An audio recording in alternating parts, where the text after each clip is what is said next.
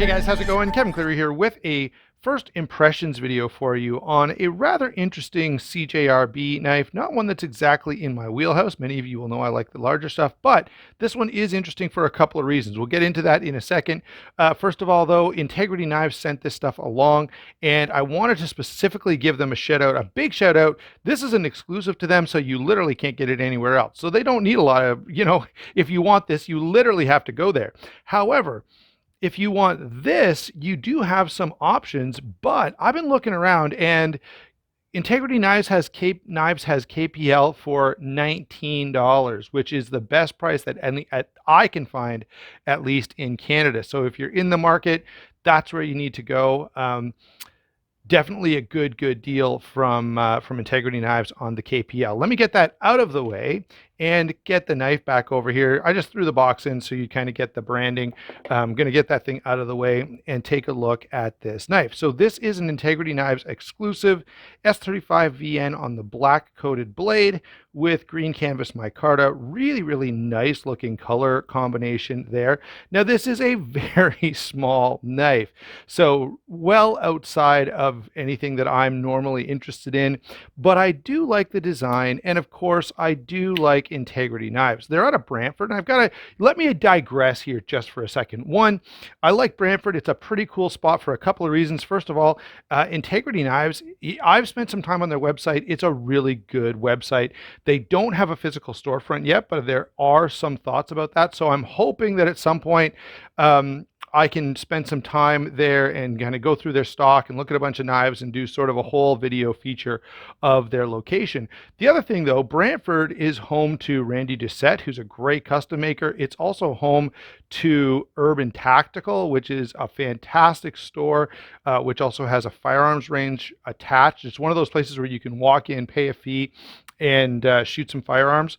So really cool. And that particular setup is not common. So Brantford, it also happens to be the place where my wife and I first lived when we just got married. We lived just off the 403, sort of on the east end of Brantford, closest of course to the west end of Hamilton, where she worked at the time, so it was kind of an ideal location. Anyway, Brantford is a place that's near and dear to my heart. In fact, I was born in Brantford, so the connections just keep on coming. One of the few, I don't meet too many people whose birth certificate says Brantford Hospital on it, but I am one of those people. So lots of connections to that small town. I attended church there for a long time. And so, yeah, Brantford's a city I know well and have spent a lot of time in. And so kind of a cool connection with Integrity Knives there. And the more cool connection, I think, if you're watching this and looking for knives, I actually in Canada or the US. Now, the reason I say the US, because if you want this CJRB Maileah exclusive, you've got to go through Integrity Knives, S35VN, and the micarta handle, which is pretty cool. Now, I do want to get into some other discussion about this knife. So let me go ahead and sort of fill in the rest of the blanks. This, of course, is a design by Sharp and Pointy Swags, and Swags has sort of flamed out in terms of the knife industry.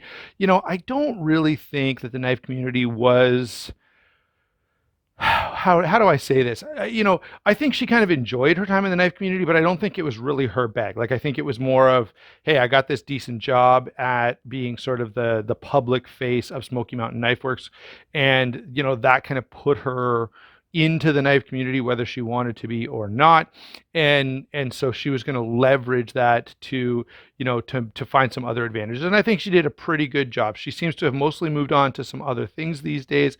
I know a number of knife guys still follow her on Instagram, and you may want to do that as well, but the purpose of this video is to talk about this knife, and of course to shill for Integrity Knives for sending this along. So if it comes to Instagram, I will put a post to Integrity Knives website as well as their Instagram. I think most of us are familiar enough to find Sharp and Pointy Swags on Instagram if we want to. Let's get into the knife. We have up front this blade with S35VN, black coated, sort of a reverse Tanto blade shape here, quite thin in blade stock. Like, look, that is very thin stock. Again, I should point out the big story here. This is a very small knife. So here is a feldspar, which is a pretty nice size and a knife that I like quite a bit. And so this gives you an idea of just how small we're talking. I'll get into the actual specs in a second, but I just want to give you a quick rundown here. So S35BN, black coated, reverse tanto blade shape, nice bit of run of jimping on the spine, some pretty attractive gold hardware. It really seems to tie in. Normally, if you were to say to me, Kevin, would you like a knife with gold hardware? I would be, that's a hard pass. But in this case, it seems to kind of work. So I may have to rethink that opinion. It is a liner lock, of course, nicely nested liners, which is pretty interesting.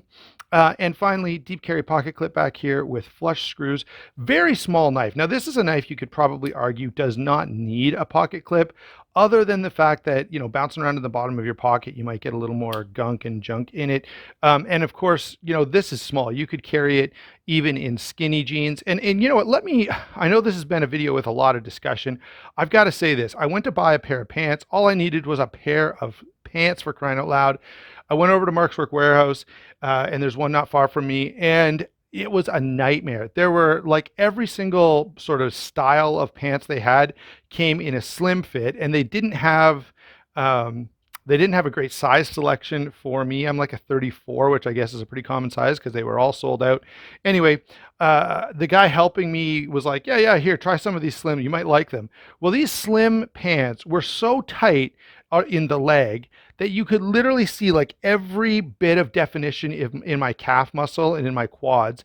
And then this was the extreme. So they're so tight in the leg that they look like the girls' like leggings that they wear.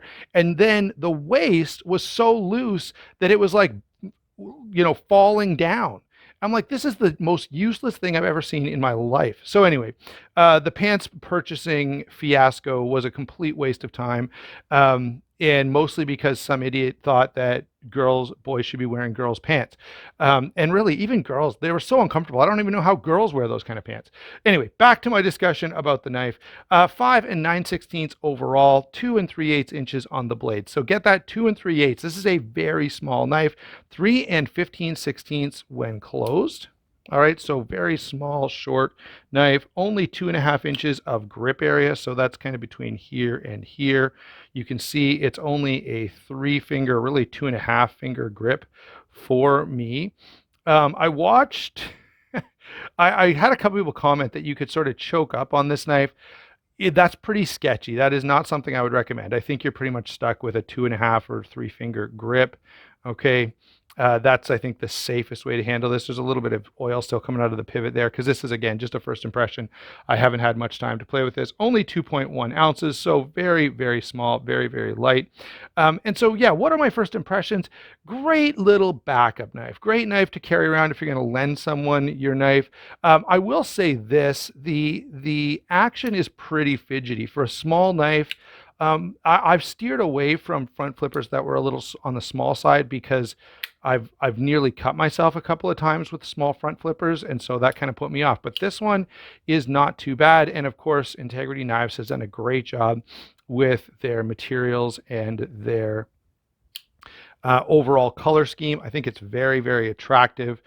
So there are some upsides to this knife for sure. The other thing is I'm one of those guys who likes to fidget with my knife. And I think this is a knife you could probably fidget with in public and nobody is going to be too uncomfortable. Also, I love that a Canadian retailer is doing a nice exclusive, right? This is a CJRB exclusive as well, from CJRB, but this is from White Mountain Knives. So it's nice to see a good Canadian retailer doing this. And I have to say, the other thing is I've looked through Integrity Knives website and they do a pretty good job of offering some value. So, you know, that's one of my biggest complaints about buying knives in Canada is you're usually paying quite a markup. And at Integrity Knives, there's a bit of a markup still, but it's not nearly as bad as some of the other more commonly referred to retailers, which shall remain nameless for now. I've mentioned them before in videos. I'm not hesitant to do that, but I just want to keep the attention on Integrity Knives with this one. So there you go, guys. Thanks a lot for watching. Go ahead and check this thing out. It's nice to have another potential channel sponsor on, and we'll see what other stuff we end up with. And you know, as I normally do, when retailers send me this, I feel like it's the best of both worlds. I just want to offer this by way of explanation at the end. I find partnerships with retailers is the best way to go because I can still hate the knife and the retailer doesn't lose out. This is not a knife I would buy, but it's a cool knife and I like the design and I can talk about it and point you to the retailer where if let's say CJRB sent me this, there's a certain amount of pressure to, say something good about it. And in this case, I did say some good stuff. Like, this is not a bad knife. It's just, I don't like knives this small. But when a company sends you the knife directly, there's a certain amount of pressure to like it. When a retailer sends you the knife, or when you have when you have a partnership where you can get stuff from a retailer, there's not that same level of influence, right? I can say whatever I want about the knife because it's independent of the place that's selling it, right? You can go there and buy anything you want. So there you go, guys. That's also a little bit of an explanation. Thanks a lot for watching. Don't forget to like and subscribe. We will talk to you soon.